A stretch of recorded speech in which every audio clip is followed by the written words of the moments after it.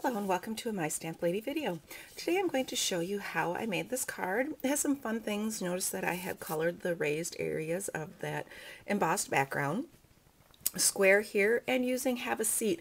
I love this stamp set and I'm glad I have it so I can use it for cards to come. But if you are interested in the stamp set, it is being retired as of May 31st. Contact me and I can help you get it. Okay, so let's get started with this fun card. I think it makes a nice hostess card, like if you're bringing a gift to somebody that's having a party or something like that. So let's get started. Okay, so I have Very Vanilla. There's my card base, and I don't need to do anything with my card base, so I'm going to set that aside. And then I'll pull in the Big Shot, and this is going to be the raised area, the embossed part. So let's take my multi-purpose platform, open it up to tab 1, and I'm placing that in the Big Shot.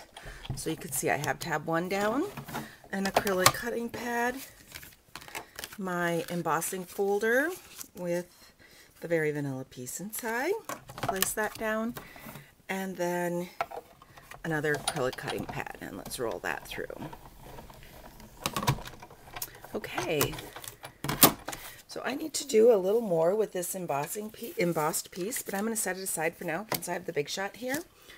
And pull out the pad because I used the Duo Scallop Square to cut out that shape that my bench is sitting on. So and this time since I have the width of the dies, I only need the acrylic cutting pads.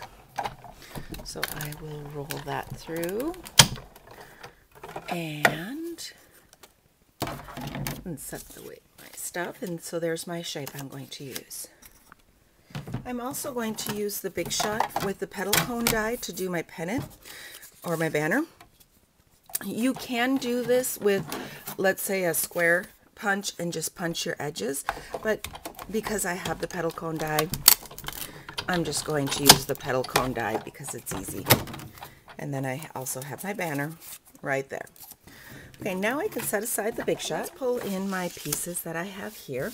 On this piece, all I need to do is stamp my chair or my bench, and this is a new color. It is the Midnight, remind myself here, Midnight Muse. It's one of the new in colors that's starting June 1st. I have my pre-order. There we go. So there's my seat. I also use the Midnight Muse to stamp from the Retiring Hostess set, You're Fantastic. And I use the same color, the Midnight Muse. So let's see. Let's place that in the center there. I have my You're Fantastic. Okay. Now I'm pulling in, set those aside, and I have my crumb cake and my pulling in my brayer. Now my brayer looks red because it's stained, however it is clean, and I am rolling on the crumb cake ink. And then I'm just going to, with a really light touch, just not press hard, I just want to get that raised area. So just going over the area that is raised with the crumb cake so I can accent that pattern. And you just do that by going over with a light touch. You don't need to press very hard to get that raised area. Isn't that cool? I love that. I think that is one of my favorite techniques with the embossing folders, and to get that 2 colors in there. It is so great. Okay, so I've got that part done. And we'll just place that down my card front. And let's see, there we go. Okay, now I took a piece of Midnight Muse cardstock and I punched it on both sides with the scallop border punch. And with that, then I'm going to place this down here. Now I took 2 pieces of this ribbon, and this time they happen to be the same length. So I'm going to put one down. This is kind of like my cheater bow. If I have a back, that's going to cover the back. Lay it across the front here, and then just tuck, you saw me put the mini glue dots on there, tuck the back sides down, and then I can just, let's see, I'm going to place this on here just for placement, so that'll help me figure out where I want to do my placement. There we go. And then I can put a mini glue dot on the back side. I just feel a mini glue dot does a better job of sticking. So let's stick that down. And just like that. Then you take your other length of ribbon and you tie it in a knot just on top. And that way you use a little bit less ribbon, saves up some of your ribbon. And I find it actually a bit easier to do it this way than to do it completely around. Let's trim off my tails.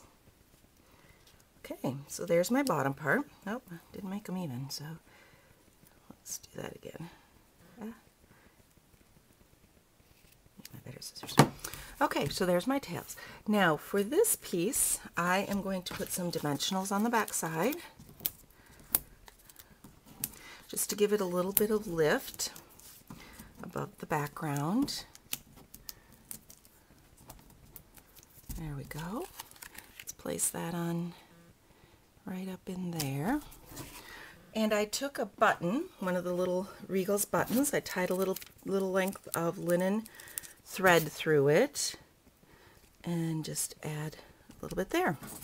Okay, so now what's left is I take my little banner, and it's too wide like this, so I'm going to shorten up the sides a little bit. So what I'll do is I just kind of fold it in half, and you can score this if you want, and then just fold it in half back, and that gives you that flowing banner look. Okay, so let's do, you just want to fold it this way and then fold it back. There we go. And now I have my flowing, or the banner that looks like it has some dimension. And then with that, I'll take my mini glue dots and place, I like to place one in here to kind of hold it,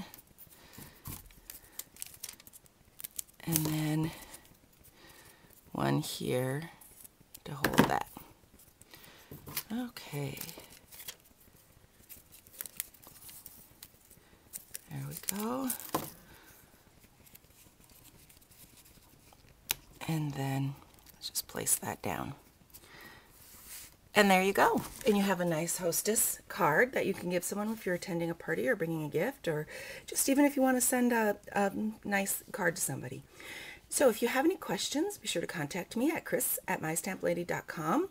And all of the products I used are available in my online store through mystamplady.com. Now this one is retiring. This stamp set is retiring as of May 31st, 2012.